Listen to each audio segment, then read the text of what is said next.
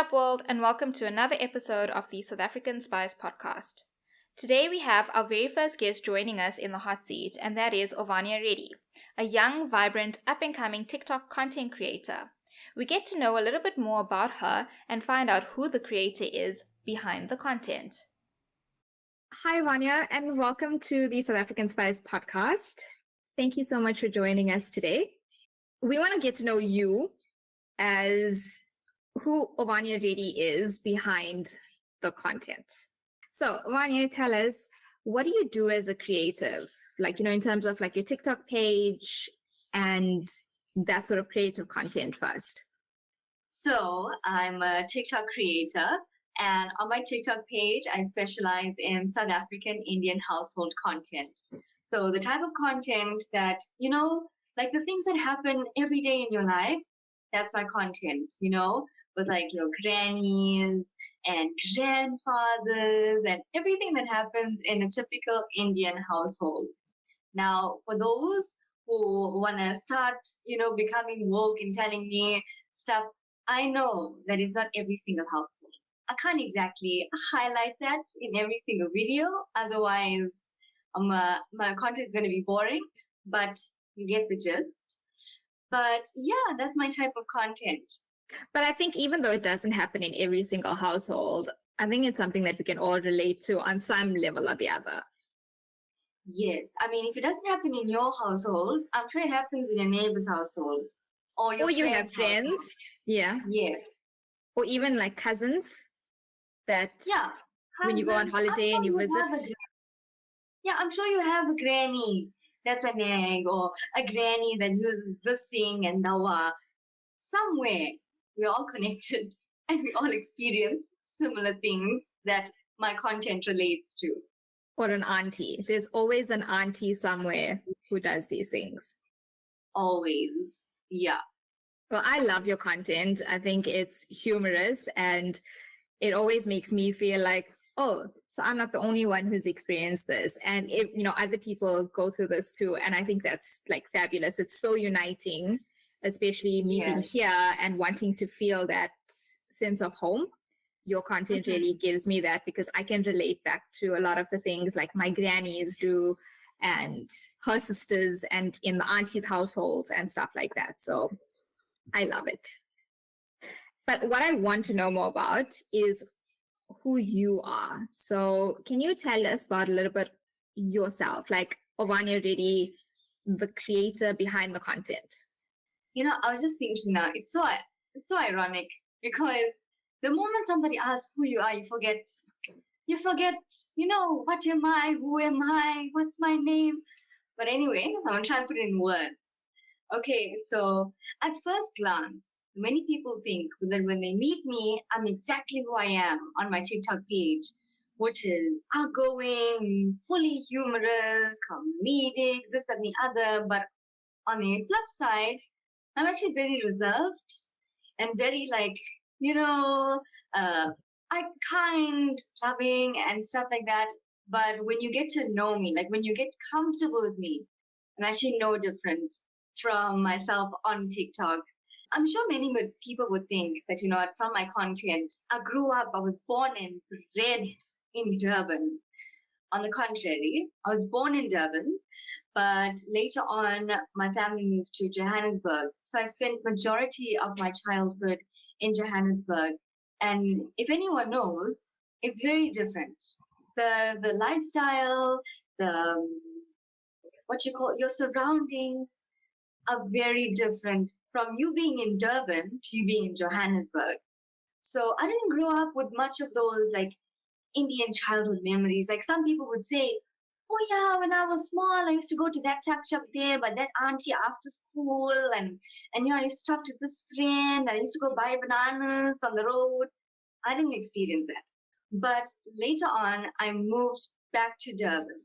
My whole family moved back to Durban.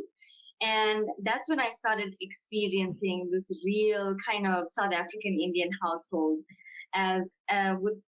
with my granny and my grandfathers. Grandfather, I have one grandfather. My goodness, the way I say grandfathers.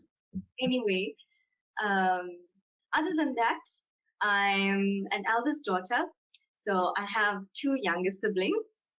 So, all the elder siblings tap in, all the issues, all like the stuff on TikTok. Yeah, Yeah. I resonate with you guys. Apart from that, I'm a student, so TikTok is not my whole life. Some people will ask, how come I never see your videos? You never post anything recently? I'm sorry. I've It's been busy with actually life. because it's your secondary thing that you do, not your main. Yes. I have a job, I have a life, I am a student. So sorry to disappoint. TikTok is not my whole life. It doesn't pay me. Well, let's hope it leads to that, because then we all would be happier, because we all would get more content that we so Honestly, enjoy. if, if TikTok paid, my goodness, you'll be seeing me every day. Ovarnia posted 1 minute ago. So you say that you moved from Durban to Joburg. What age were you when that happened? I was around 13 years old. So I was like end of grade 7, starting grade 8. I was going to start grade 8 in Durban, which is a little more terrifying because, it's a different stage in life from primary school to high school. So I was like, starting school on a clean slate. No friends I knew from primary school, nothing. I had to, like Like really. really start afresh. Yes, really start afresh, become acquainted with this new style of living. And it's very different, school in Johannesburg and schooling in Durban. For example, in Joburg, we call our teacher ma'am. In Durban, I learned we call our teacher miss. Like a teacher actually corrected me.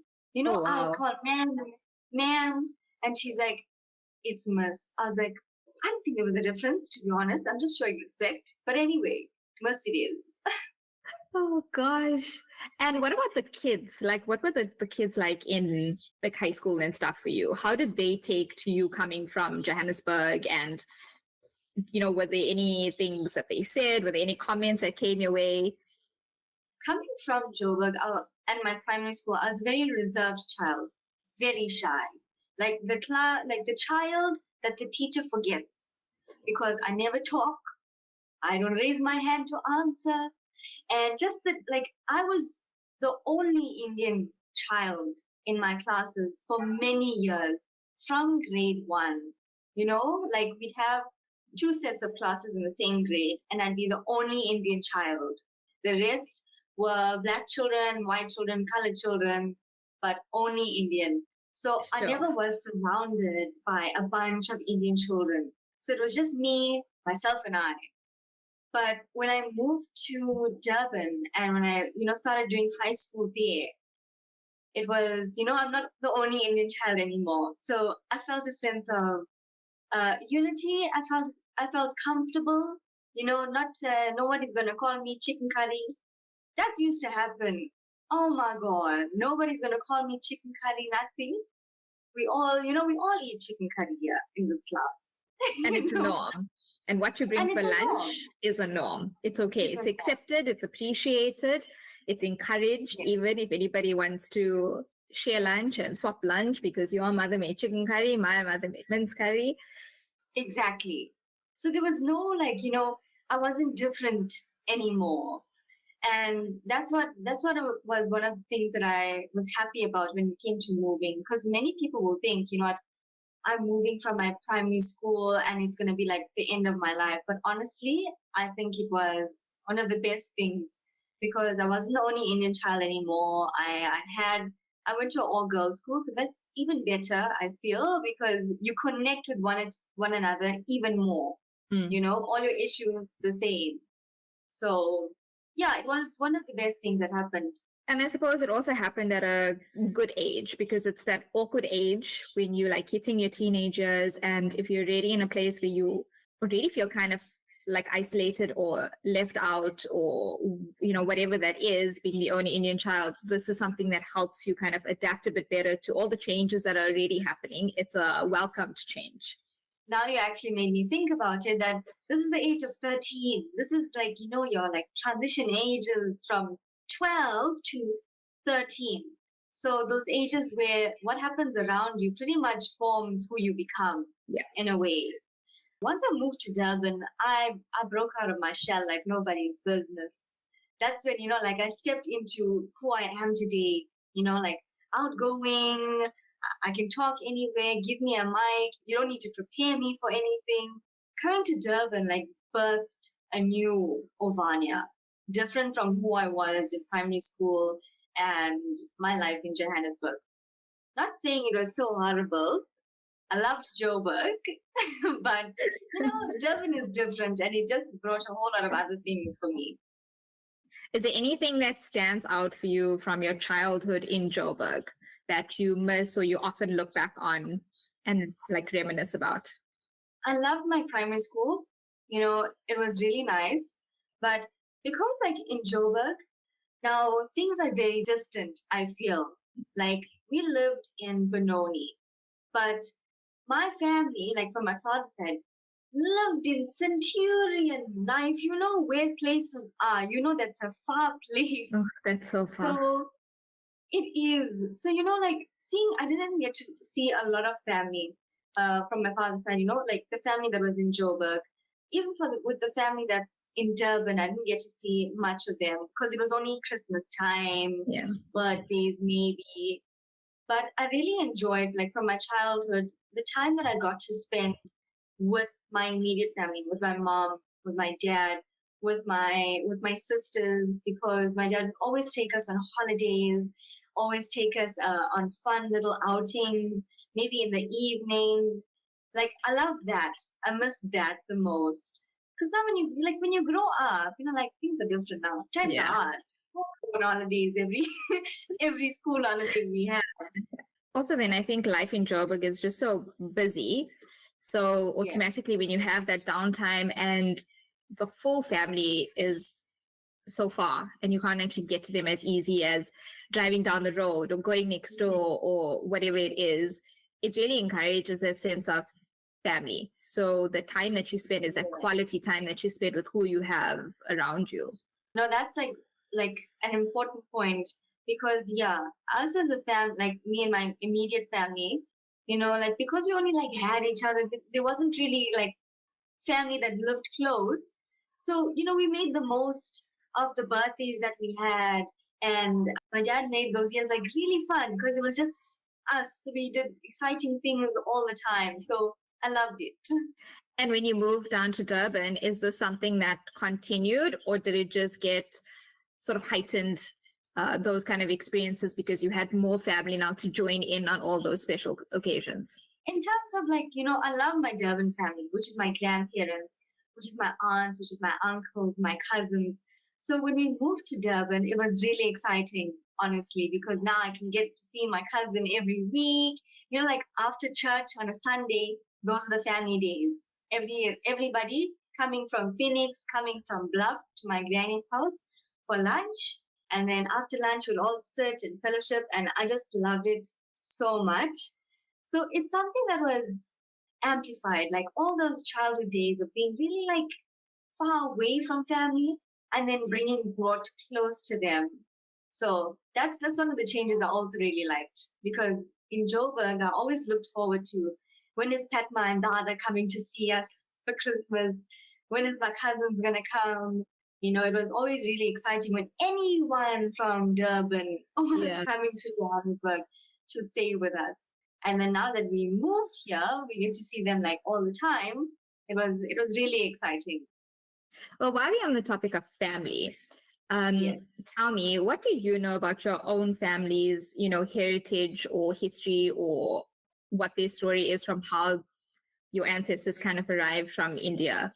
So whoever's listening now mustn't shoot me down because I feel like everybody, at some point in their life, like I only really learned about where we came from like a few years ago. Okay. All my life growing up, I just knew that, there was a ship from India that came to Durban, dropped us off, Bob's uncle. All I really knew, Life happened. But like life would carry on for me. I just knew that there was a ship from India that came to Durban, dropped us off, and, did whatever. But it was a few years ago where I became a radio presenter. And I had a colleague who had a show before me, and her show was the Indian diaspora. So we became really close. And the more research she did on the Indian diaspora, I would always sit in on her shows because I came early to work. I would sit in on her shows, and that's where I learned really about our South African Indian heritage. And it was shocking, to say the least. Shocking To in a hear good way or in a bad way? in a bad way. Oh my god! My colleague would speak about stories about how the false pretenses that we came to South Africa with, that our ancestors came here with, and the things they experienced on the ship. I heard stories about how you get types of Indians that have blue eyes, and trust me, those stories are not light on your heart. Not at She would go all. on about our female ancestors, what they would go through, the horrors.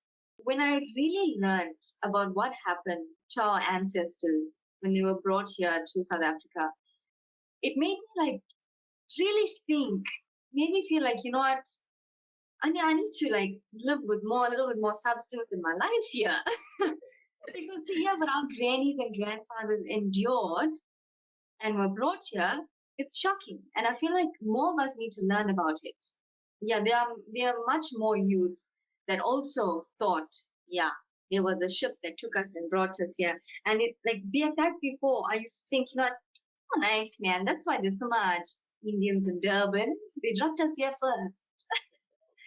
And then we made our way everywhere else.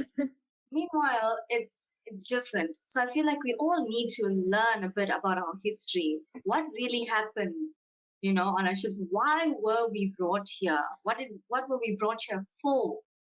And I feel like all of that knowledge will give us a little bit more substance in how we live today. Yeah, and I think it also, gives us a little bit more to appreciate for what our Yes. grandparents, great grandparents had gone through, because not everybody's story was all breezy and easy and how they came, and they managed to just make things work. Some stories are really heart-wrenching, and it's just those are the stories that we don't really know. And I think the more we talk about it and the more we understand our own lineage and how that happened, the better our understanding is for our whole, our people as a whole. I think, what, we all need to sit with our grannies and grandfathers, great grannies, great grandfathers, if you are privileged enough to still have them around, and listen to these stories, because they have some amazing stories, man. They can talk so much. And it fascinates me because when you Yes. sit with them and you talk about these stories and you actually listen to the things that happened back then, I sometimes sit back and I'm like, there's no way. There's no way. Yes. You must have an overactive imagination. But then it makes sense. It absolutely makes sense. But I find it so fascinating that these kind of things happened so long ago. So on that, and now that you've recently become acquainted with your own lineage, do you know what generation South African Indian you are? If I have to, no, we'll have to go back to the ship now, see who's from our family, who started my family. And if we're talking about that there, I think, 100th generation, I don't know, maybe somewhere down the line generation Somewhere I down. am. But if we're talking about say for example my great grand, I'd say, maybe I'm fourth, fifth, sixth, 10th generation. Could be anything. Somewhere there. Yeah, Yeah. because I know our lineage goes far. I mean, the last I had this question brought up was grade 4, grade 3, when we all had, I'm sure we all had that class project, Oh, with yeah. our family.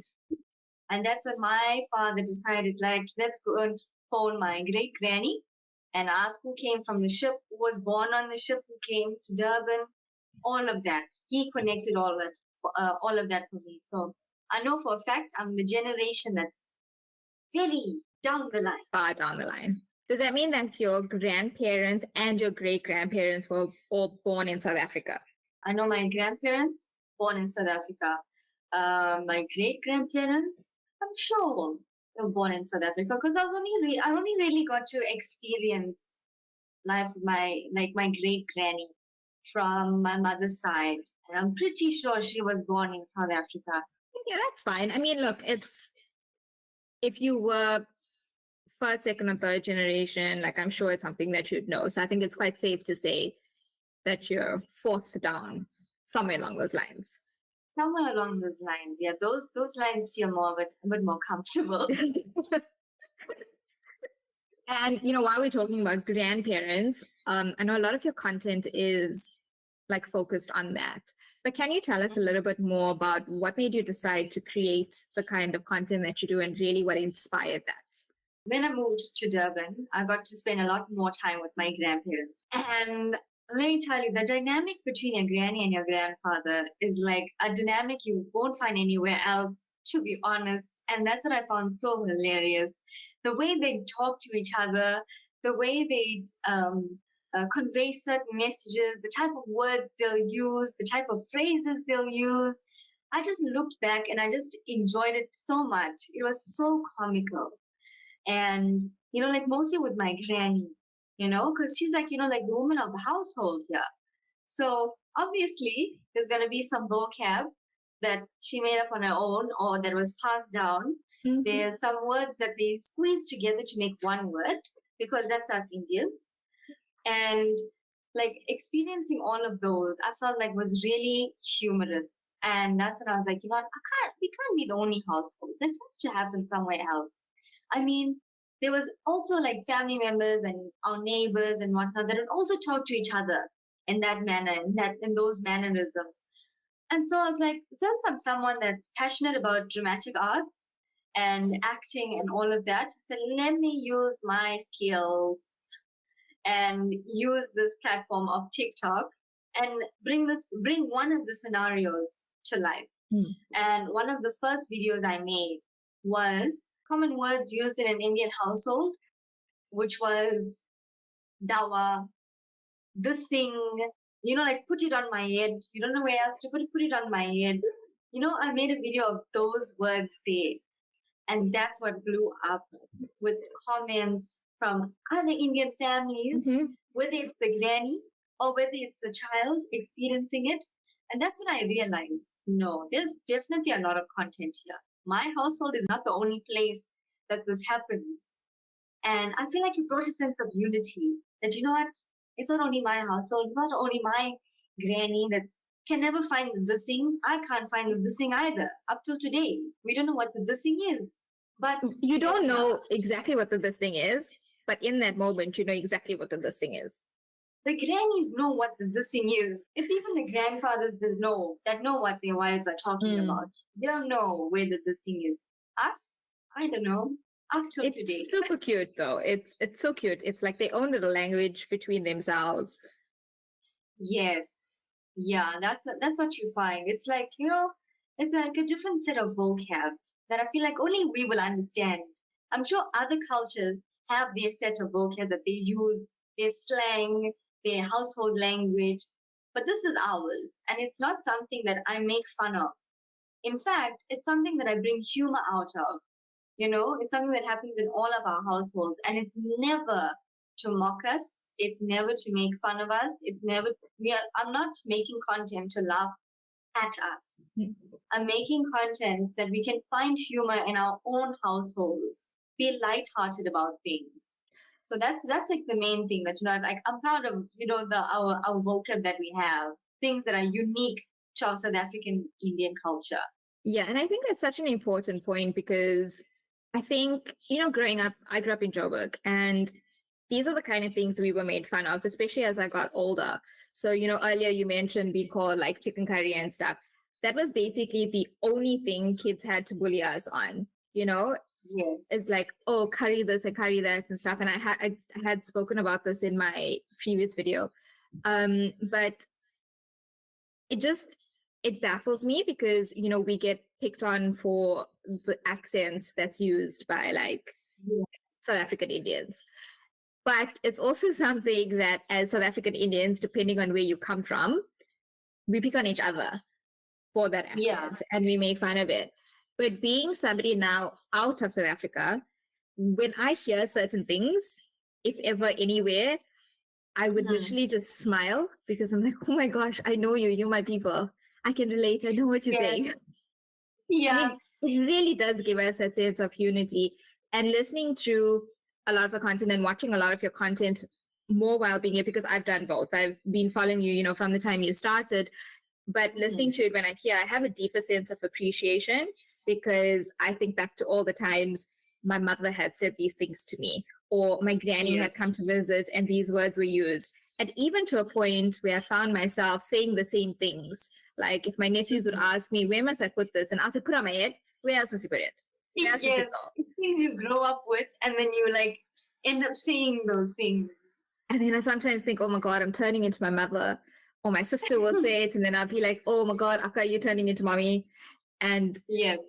it's something that it is who we are. And I definitely think we should own it and not Yes, be for sure. embarrassed by it because there's nothing to be embarrassed of. And like you said, all cultures have something that is uniquely theirs. We probably won't understand, but they own Mhm. it. And that's definitely something we should start doing. And one of the things are the type of things that we say, the way that we speak to each other, the way we refer Yeah. to things, the words that have been made up. I definitely appreciate that.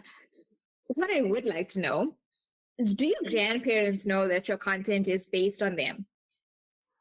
Oh, they knew from the get-go, from the first video. My granny knew that she's looking at herself, because that's what I based my character off of.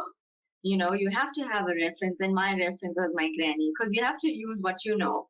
My content is everything of what I know. Never am I picking on something that I don't know, because it doesn't come across as effective. But yeah, like my reference point was my granny. From the hair grip, from the hairstyle, from the glasses, to the clothes. I'd put her clothing on. I still do today. I still do. I put it back, but I still do today.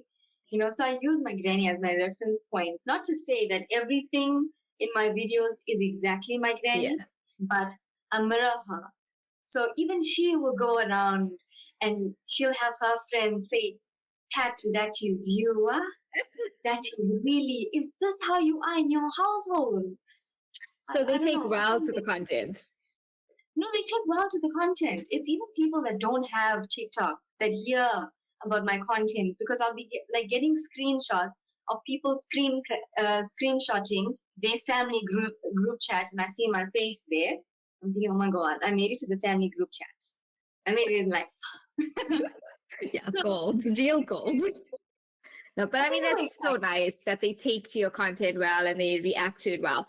Has there been anything that you've put out that they've actually like sat back and been like, huh, I recognize that I do this, but like, had they questioned maybe why they do certain things or tried to like justify it? I think when it came to like the videos, like types of phrases that we use in our Indian household.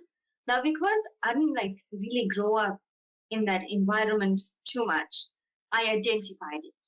So the like the this thing, the put it on my head, the neighbor's yard, go and mop the neighbor's yard, or like those phrases there, I identified it because it's not something I like really grew up with. And when I brought that out in the video, my granny was like, I never knew I really used that phrase that much. Like I never knew this. Like I know that the same thing is the biggest thing I'm picking on, but it's like a reference. One of the things, like she was like, I never knew that I say this so often, or like all of that. So there were some parts where she was like, oh, wow, I know I did that.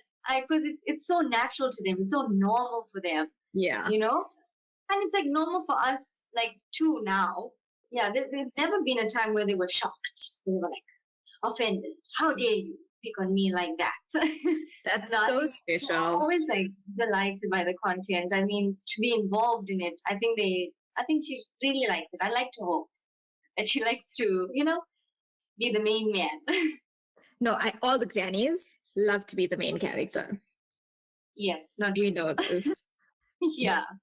So I'm glad that they take very well to it. I think it's also so nice because it's such a good way to hold on to the memories that you have with those interactions that you either witness or you're a part of with them.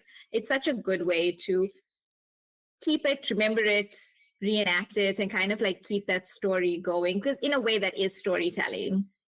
No, yeah, it is. Yeah, and it does keep it alive. I feel like when I was actually when I started making this content, it blossomed into something that I didn't even intend it. And I didn't even like envision that it would blossom into something that it is today.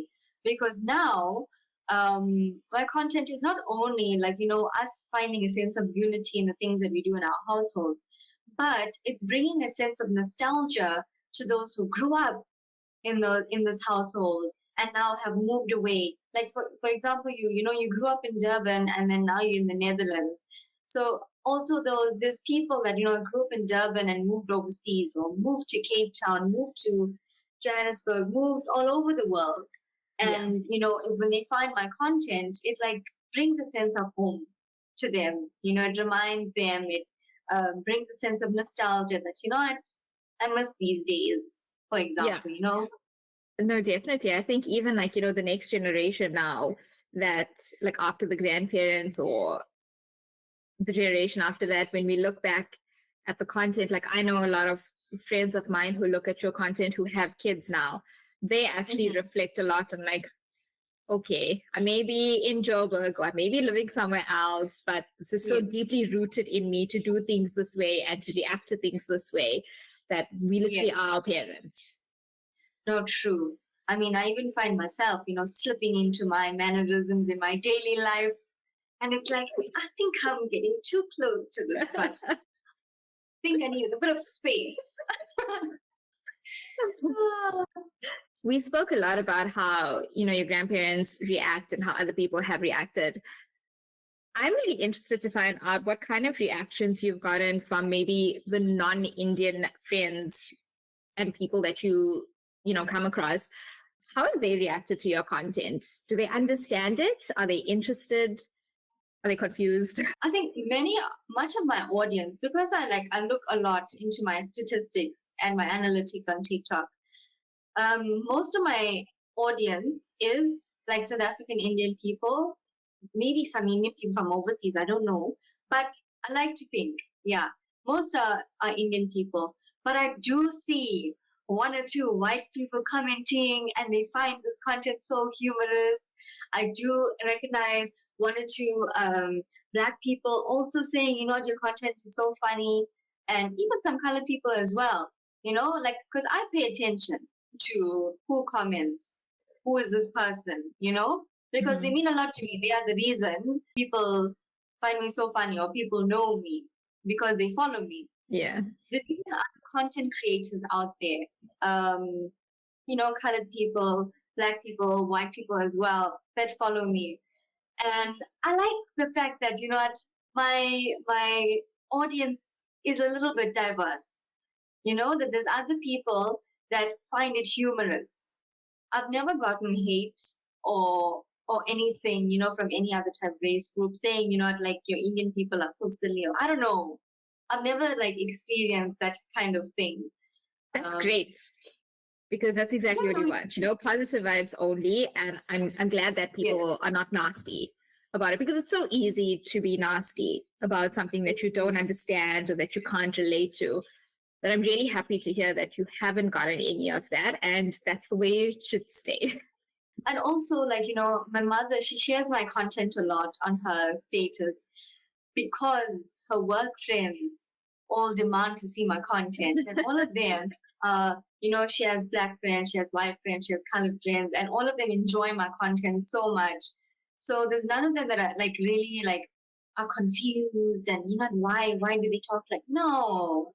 Everyone just enjoys the humor and they want to see more of it, and that's what I love. That's what reassures me that I'm not doing anything silly. I'm actually bringing humor into more than one household, more than one culture. Do you think they can understand it and find the humor in it because being in Durban, they've also kind of been exposed to it some way or the other?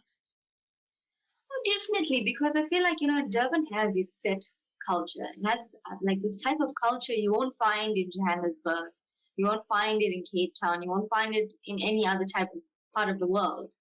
So I definitely feel like, like other race groups also share some of our mannerisms. I do think that they understand our vocab, our mannerisms, and the way we carry on, because some of them carry on like us too. There's some of them are also on the same wavelength as our South African Indian people. I would call that bonus points for us. Honestly, yeah. Your mommy is very cute for sharing your content. So big shout out to her for doing that. So, Ovarnia, I have a very important question for you after all this talk that we've had. Okay, I'm ready. You ready? Yeah. Okay. Ovarnia Reddy, can you tell us what kind of South African Indian are you? I feel like I'm the Durban kind of South African Indian. Never mind, I grew up majority of my life in Joburg. I'm the Durban kind of South African Indian. To be more specific, I feel like I'm the Chatsworth kind of South African Indian. I feel like, definitely like, most of my father's side of the family and my mother's side grew up in Chatsworth, grew up from the threes. I feel like, that's somewhere in my bloodline. So that's how I identify myself. A Durban, Chatsworth type of South African Indian. Perfect. Well, this was a great discussion, and I'm so glad I got to know you a bit better. Mm-hmm. It's so nice to get to know like who you are behind the content, and I think it's going to make me appreciate more of what we're about to see from you and continue, following you on this journey. And with that said, this will not be the last time that you are joining us. We have, something really exciting coming, and I can't wait for that. But we're not going to give away any secrets yet. We're going to wait till we get to that announcement. But yeah, what I will do is definitely add your TikTok page, into the show notes. So if you're not following Ovarnia yet, please make sure you go and do so. You are guaranteed to absolutely love and enjoy the content. And any last words from you? Like, to those who are listening and that follow my content and that love my content, I just want to say, I appreciate you guys so much. Like some of my followers come up to me and say, I know you from TikTok. And it's like, it's still such a new feeling for me, the fact that somebody knows me from somewhere. I'm still so humbled by it. So I just want to appreciate my followers. Thank you for following me and following my journey and just bringing a sense of unity in this community that we all already have. So I'd love to thank them, because you know what? Yeah, my page wouldn't be where it is without them. They make up my content. So, yeah, definitely. Yeah. And I think, don't underestimate how much that greeting in the street or, in the middle of the shop or something means, because I'm sure it means a lot more than just a simple hello to you. No, it does. Oh, perfect. Well, thank you so much for this. It was lovely getting to know you, and we look forward to seeing more of you on the South African Spice content, as well as on your page. Thank you so much for having me. It's been the most fun. I've never been on a podcast before, so now I can tick this off my bucket list of life. Yes. I've been on the South African Spice podcast. Yes, for the win. Perfect, Ovarnia. So we will talk to you soon. And to our listeners, thank you for tuning in. And until our next episode, Shup, sweet, and away. Lots of love.